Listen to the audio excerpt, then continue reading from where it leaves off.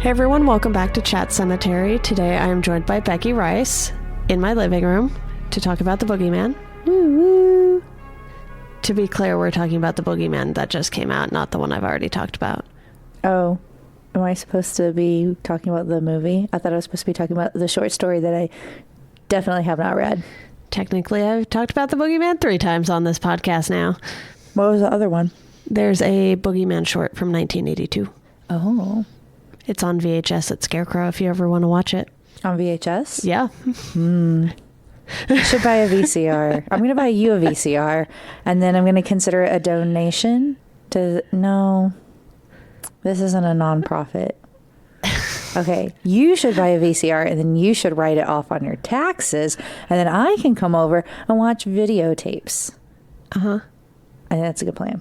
Okay. We'll rent both Night Shift collections from Scarecrow because they have both of them and they're both on VHS and it's great. Perfect. Exactly. I love Scarecrow. Scarecrow PSA. Go.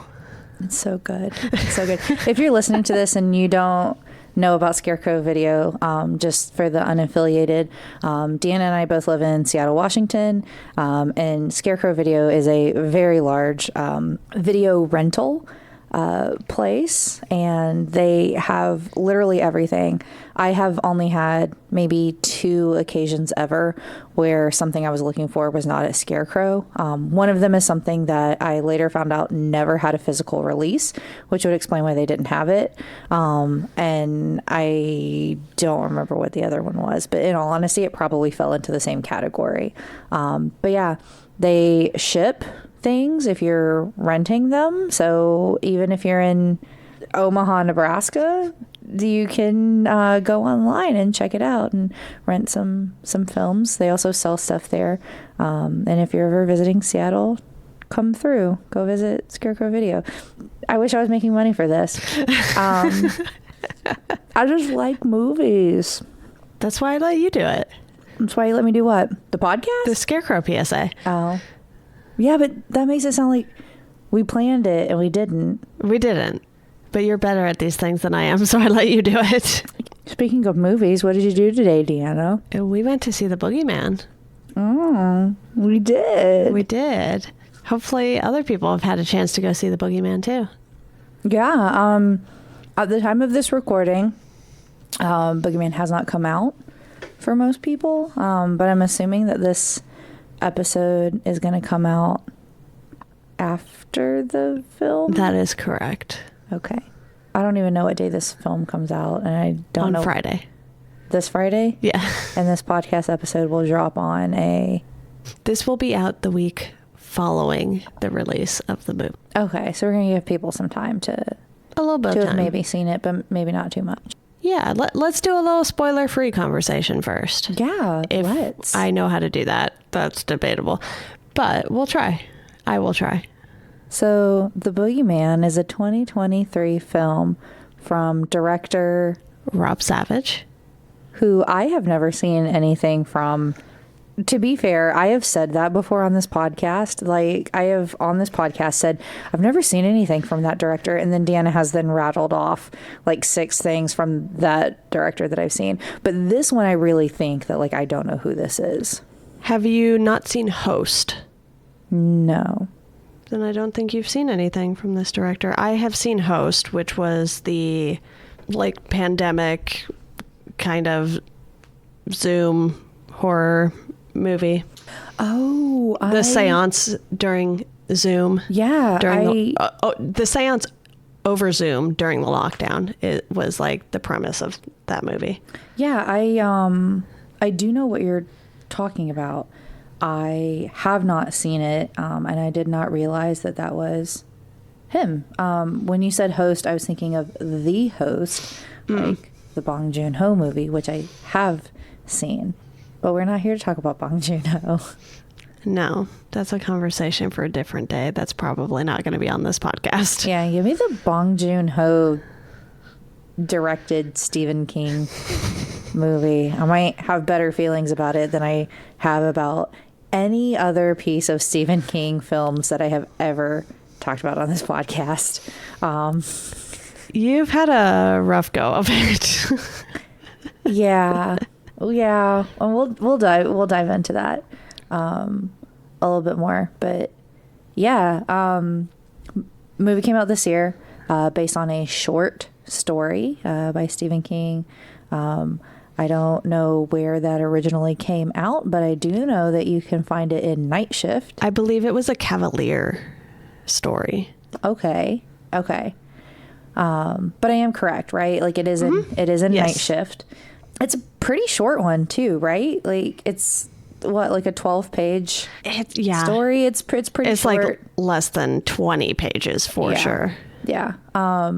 And they managed to make it into a whole feature-length film, which I will say, I thought the timing of it, like the length, was really good. I only had to wee once, which doesn't happen a lot for me in the movies anymore. I frequently have to go twice. Sometimes in a Marvel movie, I will get bored and I will get up to go pee just to get up and move around the theater. But I thought that the runtime was really good, and I probably could have made it without going to the bathroom during the movie if I had gone to the bathroom before we walked into the screening. Yeah, I will say that I wish there were more movies that were like in the 75-minute range that got theatrical releases. It happens a lot with like animated stuff and stuff that just goes straight to streaming. But I feel like every time there's like an official theatrical release for something, they're all over 90 minutes. Yeah, I feel like I saw a lot of films that were under 90 minutes at SIFF this year, and I was like, wow, give me more of those, please. Yeah, and I think I ended up watching longer stuff at SIFF in general, just because it was documentaries for most of them. But even those were pretty close to 90 minutes each, I think. We're bringing it back. Yeah, and I say this because I am someone who has watched many Scooby-Doo and DC animated movies lately, and they're all like 75 minutes, and I love it, even when they're not great. 3 hours is too long for a movie. No movie that is not Titanic should ever be that long. Oh, and Avatar. James Cameron can make long movies, and everybody else can. Fuck off. Somebody's going to get mad at me for that, and they're like, what about movie? And I'm like, oh, yeah, well, okay, also that one. That one is really good. Like, there are other movies that are good. Yeah. Someone's going to be mad about the Godfather movies right about now. Those are long. They are long. Scarface was also long. Casino? Also long. Movie is 9 hours long. I was watching that one day, and I think it took me 4 hours to get through it just because I kept having to pause it. It is so long. And God, people are going to hate me. Every time I'm on this podcast, I say something where I'm like, somebody's going to think that I've never seen a movie before. But I truly could not tell you the difference between Casino and Scarface. I mean, I in the general plot, I know the difference. But like the details of them, I'm like, I don't know. That's fair. Just saying. Did you know that The Boogeyman was also adapted as a play? Like a stage play? No. At the Edinburgh Festival Fringe? I probably did not say that right, but...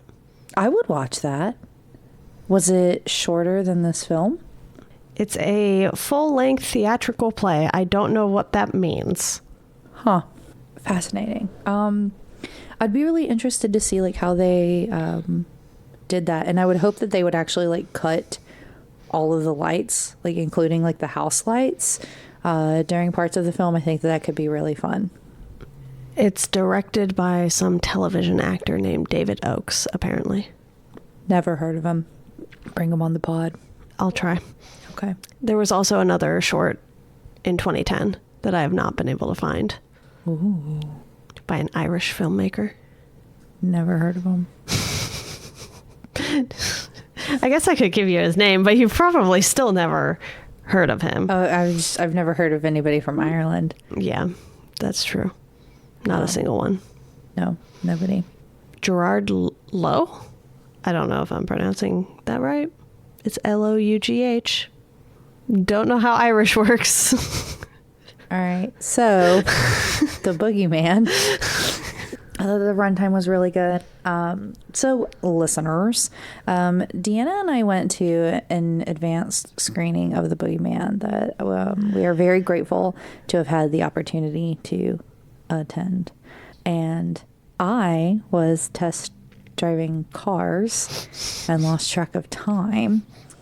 And so we got there 2 minutes after the start time, which is not what you should be doing with those, because they don't show trailers before them. I forgot about that, and I was like, oh, we're good. And then we sat down and it was like 7:05. I was like, oh, oops.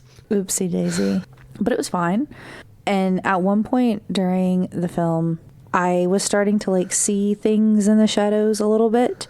And there was something off to my left that I just like couldn't like stop like looking at. And I was like, I swear to God, there's a person there. And then like I finally just like looked, and there was a person there. And it's because, you know, at these screenings, they have people there watching to make sure that you're not like recording stuff, you know, piracy and stuff like that. And she was just staring at me. And it was terrifying. I feel like it's a big part of the Boogeyman experience for me.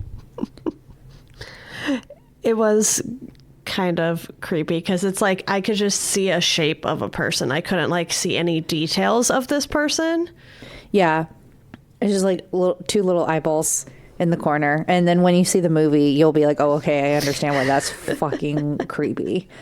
Yeah. So, question for you. Have you seen anything that Sophie Thatcher has been in? Is that the older child? Yes. No. Okay. You didn't watch the Book of Boba Fett? Who? Okay. I don't know who that is. I do know who Boba Fett is. You fucking nerds.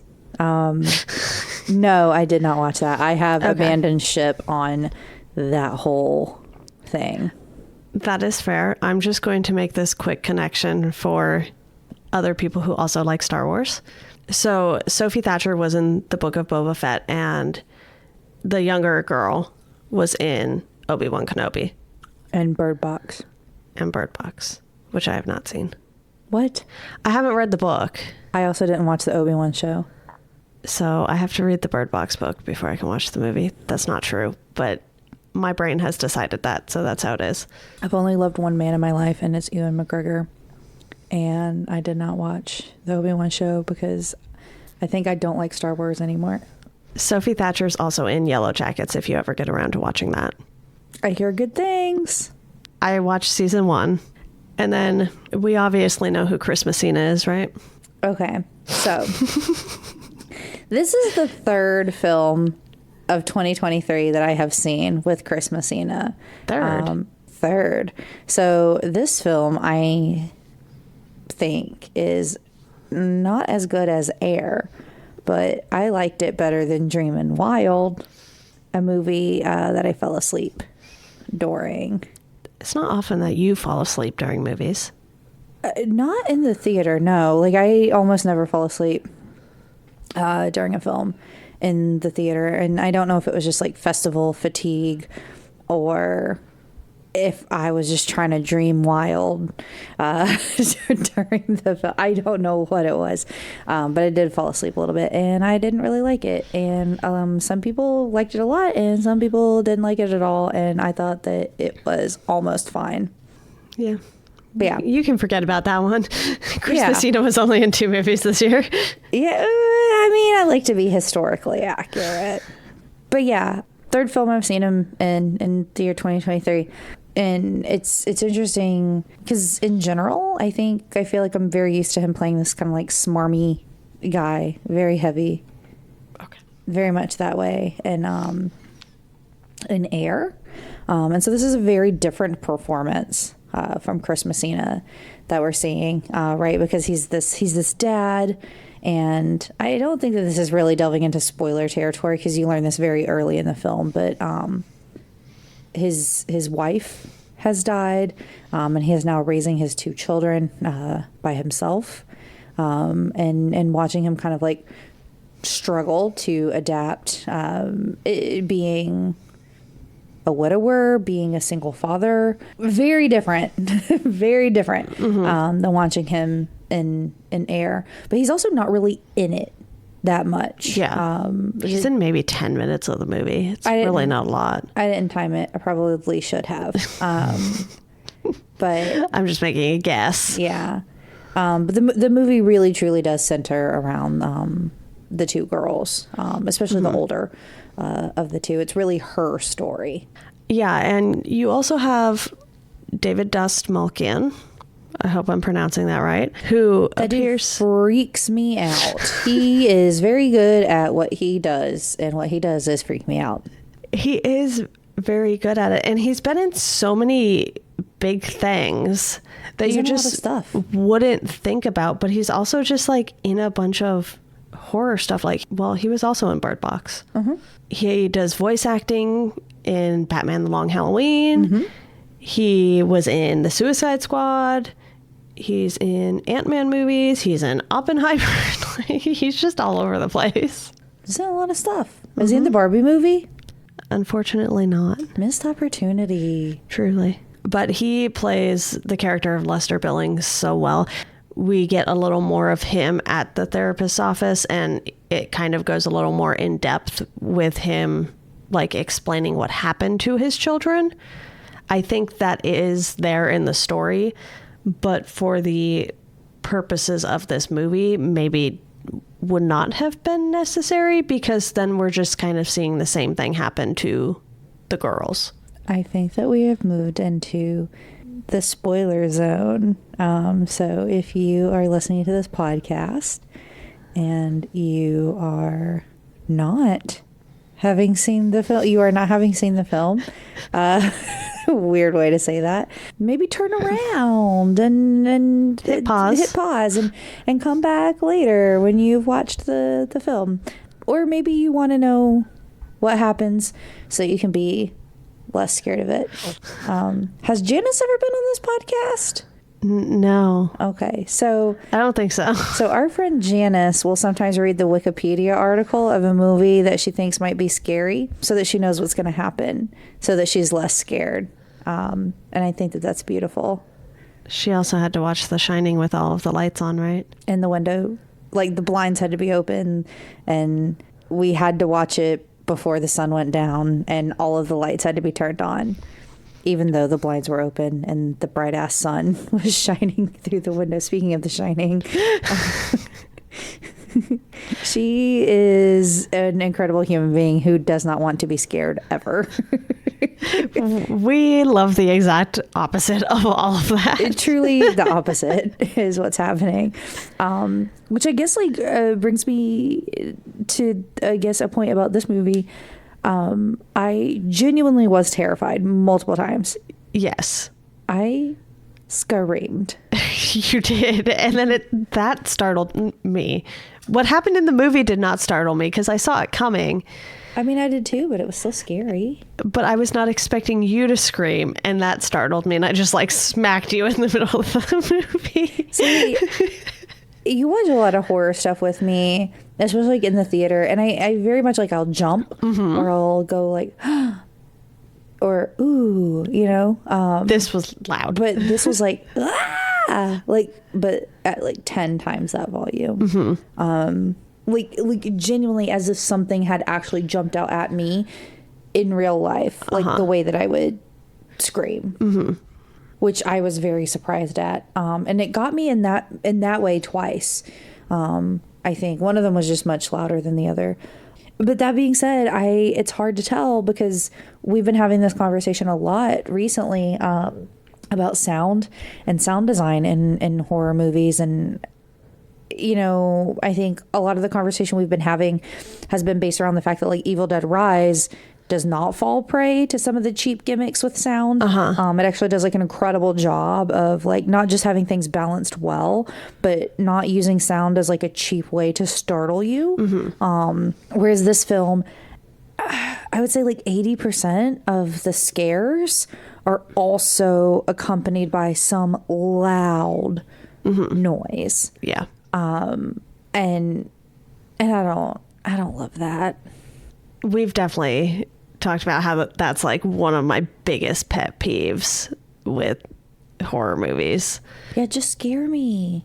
Yeah, because being startled and being scared are not the same thing. Exactly. And like, of course, a loud sound is going to startle me. If somebody dropped a book behind me, like I leap 6 feet into the air. Yeah. Like that, I don't like it. And me, because I'm editing podcasts all day, if I hear something that is loud, I don't like it.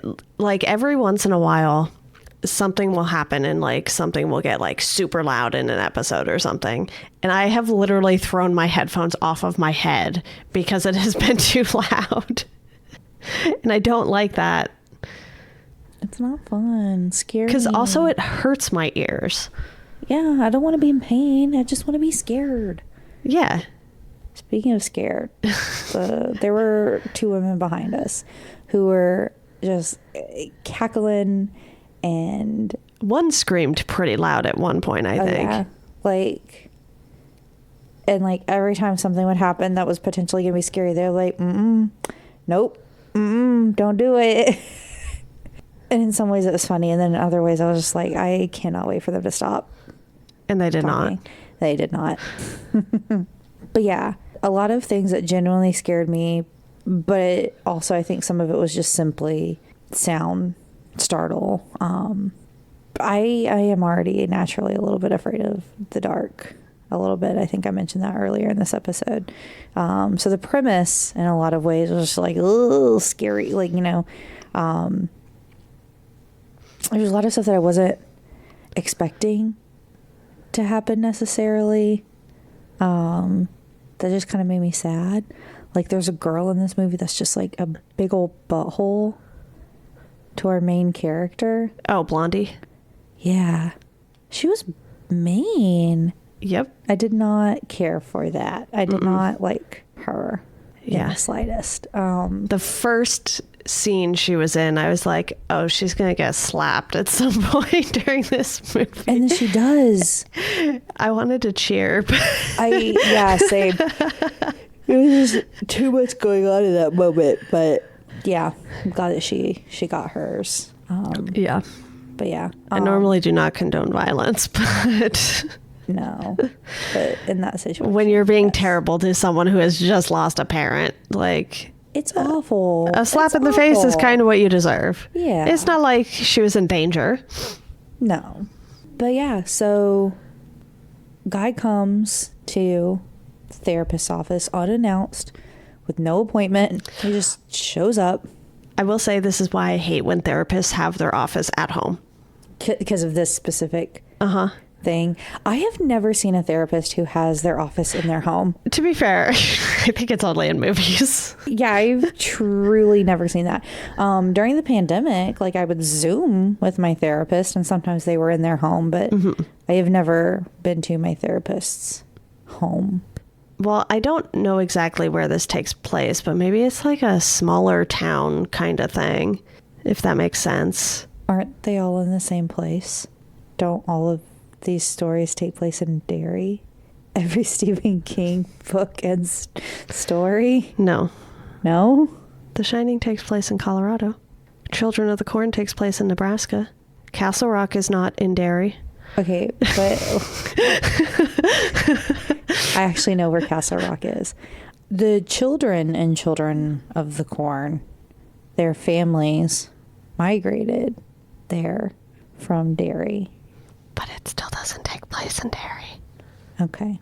Well, my point was, actually, at some point and during this movie, I went, oh, is this in Montana? Because the thing said Billings. And I was like, oh, just kidding. That's his last name. That's the guy's name. And I started giggling in the middle of the movie because I realized that I had thought that. I was like, oh, wow, this one's in Montana.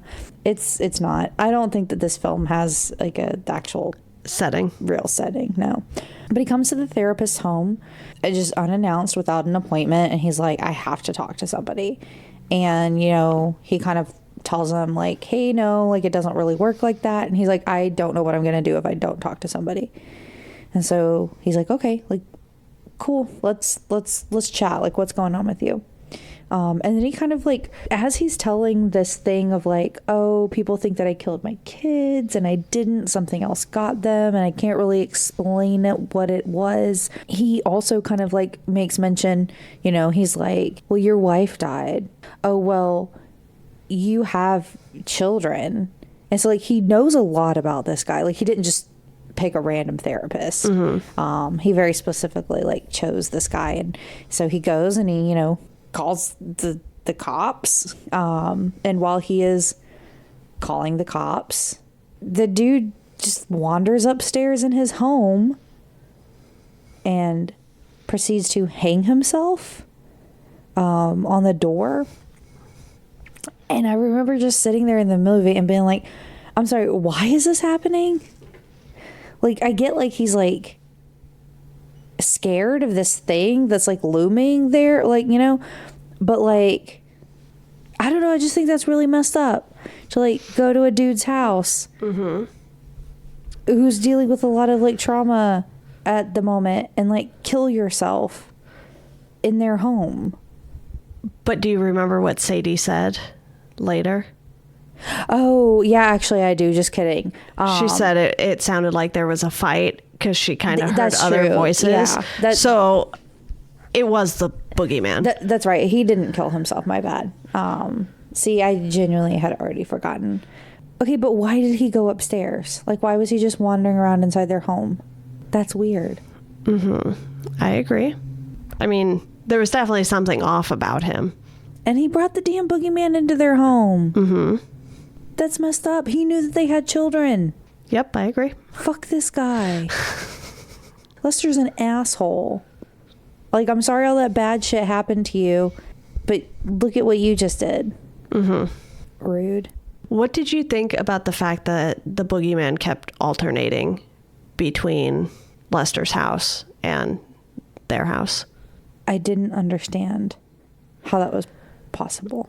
So Lester's wife, when she was explaining it, this is the only thing I can think of, is that she was like, it won't stop until everyone's dead. And she was not dead yet. So it kept going back to try to get her. But then why would it have left? Like, why would it not just stay there until she's dead and then move on? I guess because Lester left and it followed Lester. And then there were people in that house. So it was latched onto both families. It just feels weird. It feels weird. That is that tough. In the story? No. So the story is Lester goes to the therapist. Sorry. It sounds like an episode of a TV show. And he does not leave the therapist's office for the entirety of the story. Like, that is the entire story. It is him talking to the therapist and kind of flashing back to what happened to his kids. Oh, so all of this stuff that we're watching in the movie, all of the stuff that we watch, that's all extra with the girls. Fascinating. And then I have something to say about the end once we get to the end of the movie and how they kind of, they didn't do the exact same ending, obviously, but they did a very similar thing. Okay. Huh. Yeah, I didn't love that it just arbitrarily seemed to sometimes be. And it could get there like super quick because it was shot to pieces and then was back at their house as soon as the dad got home with Sawyer from the hospital, like within 30 seconds of Sadie walking out of the Billings home. Yeah, I don't know. I just, that part, that one part for sure didn't work for me. Yeah. I got really scared very easily during the movie, and so for that reason, I had a good time watching it, but it was not very good. Like, if you spend time at all thinking about the transitions or the plot points or like poking holes in things, like it falls apart super quickly, unfortunately. I think it's very hard to take a story this short and turn it into a 99-minute movie. I do too, but I think that the like jumping back and forth, like that just didn't even need to happen. Like that easily could have been better. Yeah. So this movie did have funny moments. Yeah. What did you think of Sawyer and just like the way she responded to things? I loved her. She's me. That's what I thought too. As soon as we get to that scene where she's in bed with the little like orb under the covers with her, and she's clearly scared, and she's like trying to not be scared, and Sadie, or who we think at the time is Sadie, comes in and asks her like, hey, are you doing okay? And she's like, nope, just trying not to die. I was like, wow, that's me when I'm having a panic attack and people are like, you doing okay? And I was like, I'm just trying not to die. A thing you have literally said to me, probably. Yeah, I'm just like, oh, you see, I might die. I might forget how to breathe and die. So I'm trying to remember how to breathe. Yeah. I laughed very hard at that part. So that was really funny. I can't think of any other ones just off the top of my head, but there's some other moments where she's very funny. Her delivery was very good. Yeah, absolutely. I have a lot of difficulty with child actors because I have a lot of like weird personal feelings about it. But every now and then you just see like a child actor that just kind of like nails it and like just, it hits it out of the park. And I thought that her delivery was incredible. The thing is, like, I really like all of the cast in this. I thought it was very well cast. Like the girl that plays Sadie in it, I thought was really great. And I think she was a really interesting lead. And I would love to see like, whatever she's going to be in next for sure. And we're already part of the Christmasina fan club. So yes, I don't know. I wanted him to be a better dad. Yeah. I get that's not the point of the film. And also I wanted him to be in it more, but again, that's not the point of the film. He had big man won't go to therapy energy. I say this as someone who has never gone, but he's a therapist. Here's the thing. It takes people their own time with that type of like trauma. And so I think that's fine. Speaking of which, I love horror as like a vehicle for other types of things. But I think we can make it doesn't have to be about trauma every single time. Yeah. I think that's a lot of what they were trying to do with stretching it out from like a 12-page story to like this like 90-minute movie. And especially because of the way that it ended, I was like, well, that doesn't really feel like that like tidied up this thing about trauma. And that would have been fine with the ending the way that it was if they didn't tie in the like facing your fears and like moving off from traumatic experiences and like things like that. If those hadn't been incorporated so heavily into it, I think the ending would have worked for me actually. Okay. Like the specific ending. So like if they had not had that previous scene with the flickering light thing, is that what you mean? Just in general about like it being very much about like trauma and like the things that scare you. And like I feel like all of that could have just been like not there, and like sure it would have been like a little bit less elevated, but I think it would have made for a better movie because I don't feel like it really explored that any, because it wasn't I don't know, you don't face having lost your spouse, you don't face having lost your mother, you don't just move on from those things. And so it's not like they like stared down the boogeyman and faced their fear of their loved one having died, like and then for it to just be like, hey, this actually isn't over, it's still there. I would actually maybe that does work for me then, because like it's this thing that's like always there, but also I don't know, but that's in like a really heavy, icky, scary way. I don't know. What did you think about the ending? Okay, do you want me to tell you about the way the story ends first? Sure. Okay, so in the story there's like a coat closet situation at the therapist's office, and they kind of touch on it at the beginning when Lester's like, can you please close that? But the end of the story, the doctor's like, go out and make an appointment. Also, they're in an actual office, not the therapist's home. And then the nurse or whoever isn't there. So the guy comes back into the office, and the boogeyman comes out of the closet, like taking off his face as the doctor. That's sick. That rocks. So then in the movie, when she's over by the coat closet, after hearing the doctor ask her to come back in, And the doctor's just like, can I help you with something?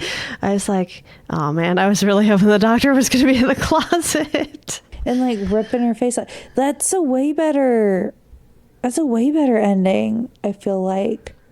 Yeah. Would that have been more satisfying to you if that was kind of how it ended, like tied in with the whole trauma? Possibly, but then the lighting thing wouldn't have made sense like as much. Yeah.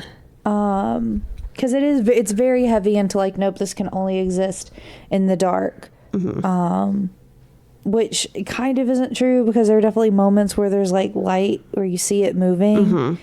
And so it didn't play by the rules of its own universe. Yeah.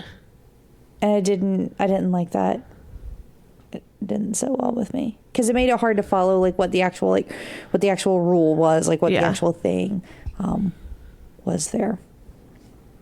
I agree. I didn't hate the ending, didn't love it. Yeah, I didn't hate it, but I think it just would have, I don't know. I liked it not being just like, oh, okay, everything's fine now. Yeah. But also like, leave those people alone. Like, God. Yeah. Yeah. That's the thing though. Like, I feel like something like this is very hard to visually portray because of those rules of the dark. Because we have to see it at some point. So it needs to be lit up at some point, you know? Yeah, that's fair. Yeah, because it's like, okay, is it just like flames? Because when we go to the Billings house, she has candles lit everywhere. But then like also the artificial light, it like reacts to, but not as much. Yeah. Because like the light from the TV when Sawyer was on the couch. But it was like that like dimmed dark red color. Yeah. And that was supposed to basically just be like, oh, that doesn't count. It's not light. Because it definitely like leapt through what would have been the light of the screen. So that just was weird. I did like when she used the light trick though on it. Like she kept like shooting something in the video game to make the screen brighter. Yeah. So that she could see where it was. Yeah, I thought that was very clever. Because even if she did not like take away the whole face your fears thing from that earlier lesson, she at least got something out of it for like survival mode. Yeah, no, for sure. I liked that a lot. So that was a good little tie-in. But yeah, it wasn't the worst Stephen King adaptation I've seen by a long shot. Absolutely not. I've seen a lot of rough ones. Yeah. I watched Children of the Corn 4 and Creepshow 3 recently, so. Yeah, it's no Creepshow 4, but I meant to say whatever, you know what I mean? It's no Children of the Corn 4. Starring Naomi Watts. But it's also no The Mist. God, The Mist ending. Whew. That movie's good. That movie is so good. It's so good, and this is not that. It's not. By any means. One last question for you. What did you think of the Boogeyman design? Freaked me out. Okay. I wish you would have seen the part that you missed when you got up to go to the bathroom. So I'm going to describe it for you. You don't want me to? No, you can tell me. Just scared. Okay. So you know how we would see like the Boogeyman's face? It opened its mouth very wide and hands came out. That's some Stephen King shit. There was another face inside of it. And then it like started sucking the soul out of Sadie. That's cool. And like it like grabbed her like by the face. That's cool. With the gross hands that came out from its mouth. I like that. I wish I had seen that. I messed up. So if you go see this movie, go pee before you walk into the movie. Yeah. Don't be 5 minutes late. Yeah. Pro tips. For more cinema going tips, you can like, comment, and subscribe. That's not how that works. What is it? For more cinema going tips, follow this podcast. Subscribe. Follow that podcast. Dick Tracy. Do you have any final thoughts on this? I wish I liked it better. But if you just want to be scared and you don't want to think too much about it, maybe go see it. What's your Letterboxd rating? It's either a 2 or a 2.5. I haven't quite landed there yet. I think it's going to be a 2.5. I think I'm in the 2.5 range as well. I had a good time, but like you said, the more we sit here and think about it and talk about it, I'm like, there's just a lot of stuff that didn't work. But there's enough stuff that did. That's true. They should have just made Chris Messina a better dad. That's not all they should have done, but let him be a better dad. He does have some good dad moments in it. Like they're kind of few and far between, but there's some good ones, like with Sawyer. Yeah. Especially early on when he's like checking for monsters. Mm-hmm. That scene is really good. Yeah. That scene is really good. Oh, that reminds me of another great line that I liked from her. When he was like, how do you sleep with all these lights on? And she was like this. And just like closed her eyes. It's me falling asleep on the couch. Yeah. On any given day that ends with Y. Just like, I'm like, I don't know. I just lay down and close my eyes. It's that easy. I have been witness to this. Like, I have literally stood up from the couch and you have fallen asleep on my couch 20 seconds after I got out of your way so you could lay down. I'm almost lying down right now. Mm-hmm. I'm very close to lying down. In fact, I was sitting up completely when we started this. Yes, because you were eating. And then a popsicle. I was eating a popsicle. And then I slowly turned to face you, and then I stuck my legs out, and then now I'm like practically lying down, which means that I'm sleeping right here tonight, because I don't think I'm going to move. And I love that for me. So I should not sit on the couch to eat my taco, is what you're saying? No. Okay. Please don't. That's how we're going to end this podcast. All right. Good night. Thank you all for listening. Don't let the boogeyman bite.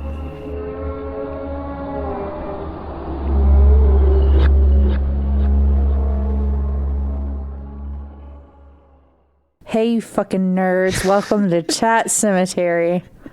What's up, sluts? We're here to talk about the boogeyman. Hey, bitch, you want to talk about a movie? Welcome to Chat Cemetery. Why don't you ever let me do the intros?